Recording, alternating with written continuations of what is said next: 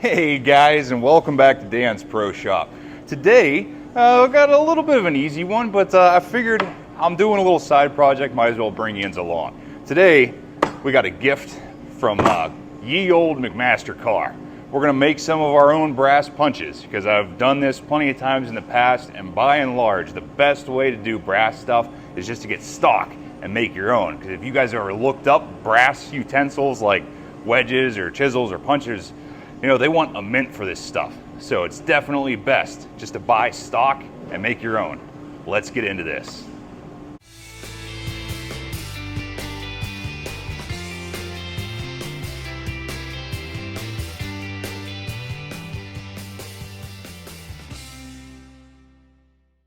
Alrighty. So what we got here, nothing fancy, I promise you. But we got two, count them, two marshmallow. 3-foot sticks. I'm gonna put that wherever. 3-foot sticks of 3/4 inch brass rod. You know, they have all different kinds of material compositions and machinability and weldability and yada yada. This is just the bottom of the barrel junk brass rod from McMaster. I think these were $55 for a 3-foot stick, something like that. I know it seems like a lot to bite off up front, but like I mentioned, if you've ever looked at purchasing these things like done, ready to go, it's easy to spend 60 bucks just on 1/2 inch punch. Now, we got an entire stick of 3/4 inch rod that we can make whatever we want. You know, you can put a point on the end, you can machine it down to whatever diameter you might need, whatever. So I'm just gonna cut off a bunch of pieces here, throw it in the lathe, and give us a nice knurled handle. So nothing left to do it but to do it. So let's separate this thing. Gotta keep them separated, and start making some punches. So first things first here, fellas.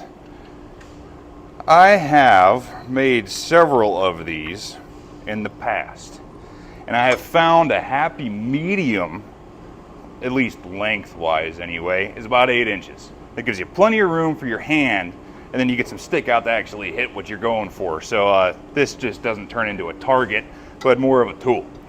So let's see what we got here. Trusty old M12 bandsaw.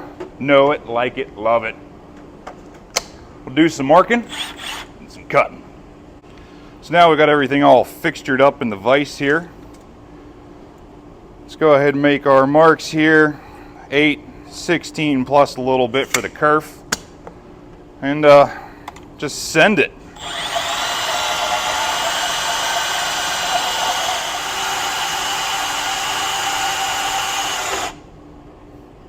All right. I guess we probably could have parted this on the lathe since that's where we're going anyway, but hey, there's a million ways to skin a cat. You do you, man. Now that we have our chunk in the rough length that we want, got to do some machining. You can see from the carnage from past projects here, I used up the last of my previous set here because I needed to make some bushings. That's another good thing about having this stuff laying around. It's just incredibly versatile. So, chuck this up here. How you like that handle, huh? Custom made. Love this thing. If you guys do a lot of this, it's awesome. Just a 1/4 20 nut and a handle. It's from the hardware store or whatever. Nice little add-on, trust me. Now that we got her all chucked up, simply just bring in our tool to the end here and true up the end. Pull the E-stop, I guess. That'll help, huh?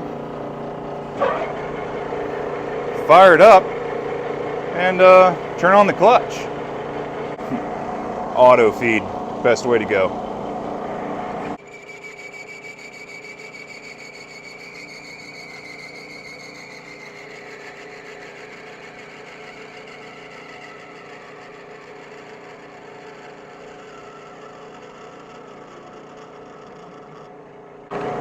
And that's the beautiful thing about brass.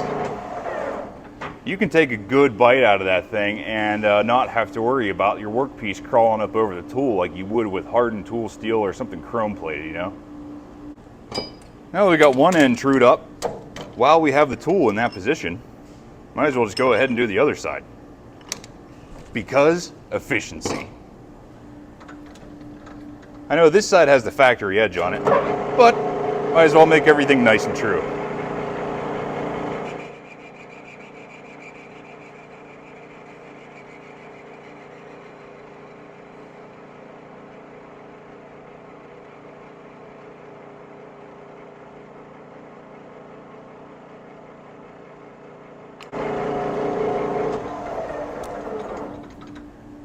Nice. Now that that's all done, let's give her a good chamfer, shall we? So to do this, I'm going to go ahead and change out my tool here.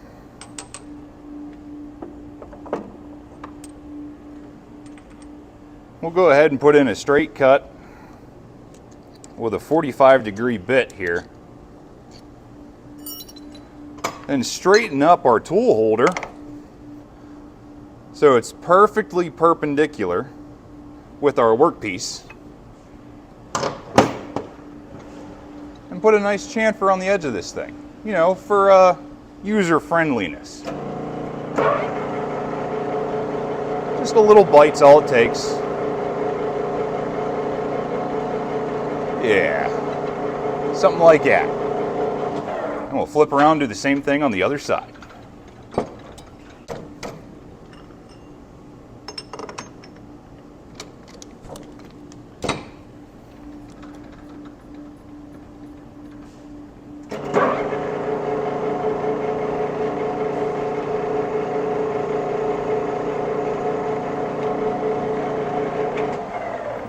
Beauteous. Now that we have all of that work out of the way, here comes the fun part. We get to knurl the handle. So in case you guys have never seen this before, there's a special attachment that goes on the tool post here.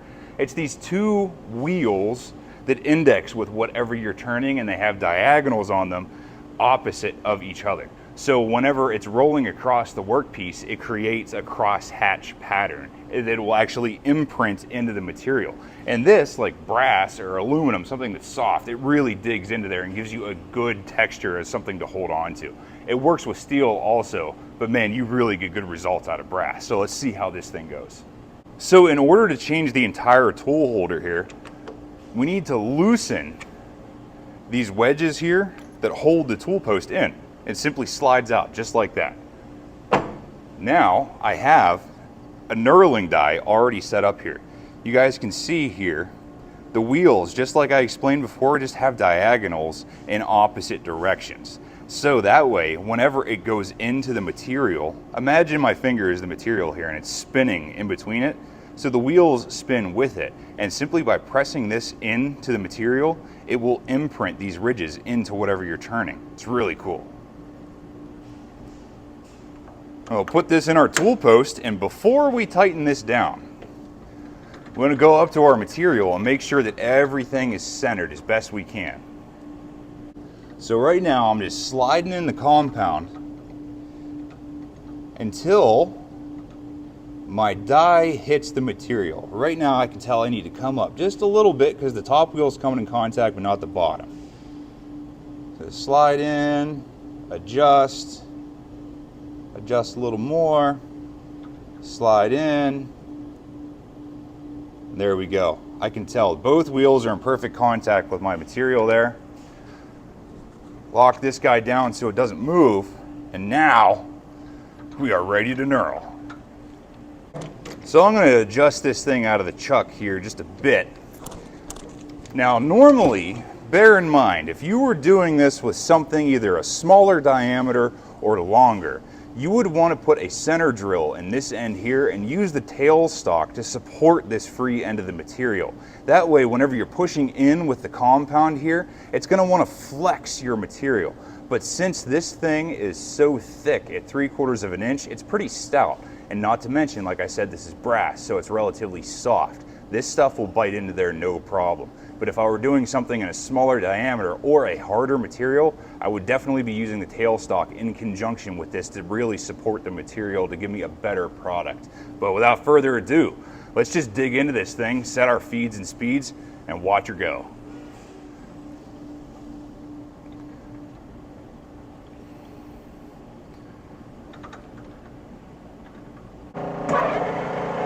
So with this particular process, I like to start closest to the chuck and work my way away from it. That way I don't have to worry about a crash, and I can stop the knurl whenever I want to. So let's just start in until we touch. There we go.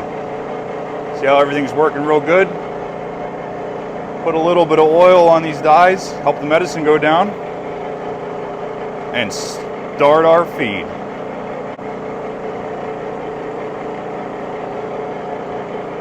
So right now the carriage is auto feeding from left to right. That means it's automatically doing it with the feed screws on the machine, and it's timed with the rotation of the lathe. So everything is going as it's supposed to right on down the line. And since I'm moving away from the chuck, that makes this really easy to monitor everything. You know, I can just watch this go as it goes and stop it whenever I'm happy.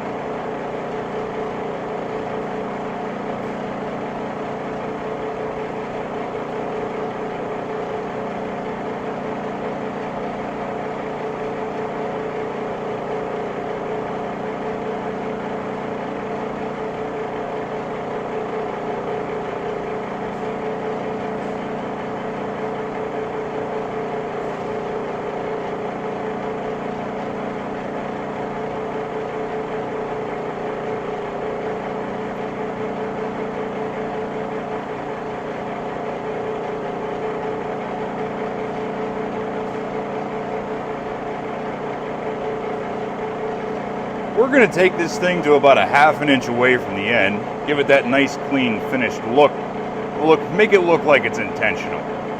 So let's just watch. That seems about good. Disengage the clutch, back away the compound from the material, and let's check out our finished product. Move the carriage out of the road here. Free up our new workpiece. Give her a little cleany poo. Yeah.